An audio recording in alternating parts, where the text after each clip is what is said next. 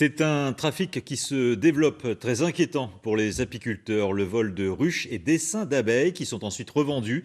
Dernière en date dans le Pas-de-Calais, à Austricourt, une ruche volée dans le rucher communautaire, d'autres saccagées. Les apiculteurs sont sous le choc. Marion David, Jean-Marie Barfetti. Une ruche disparue, les autres complètement retournées et vandalisées. C'est le triste constat qu'a fait l'association Abeilles en Pévèle la semaine dernière, après que des individus se soient introduits ici en pleine nuit. Il y avait les toits qui étaient éparpillés, des cadres dans des ruches qui n'étaient pas forcément pleines, qu'on a retrouvés à droite à gauche.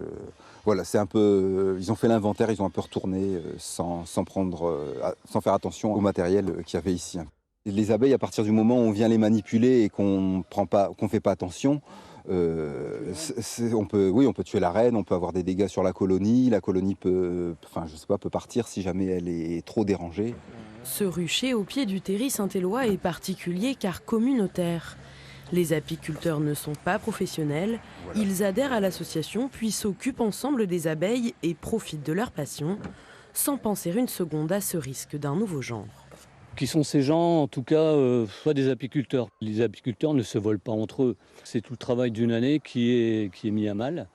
Et quand on sait le temps passé et l'investissement personnel que ça représente, ça ne peut que mettre en colère, quoi. Pourtant, ce n'est pas la première tentative de vol. Déjà le mois dernier, un autre rucher de l'association a été pris pour cible.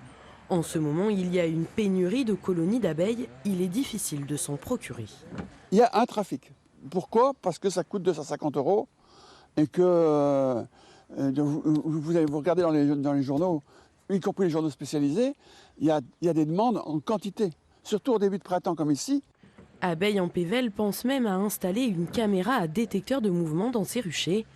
L'enquête est maintenant entre les mains de la gendarmerie qui va devoir surveiller de près ce nouveau phénomène.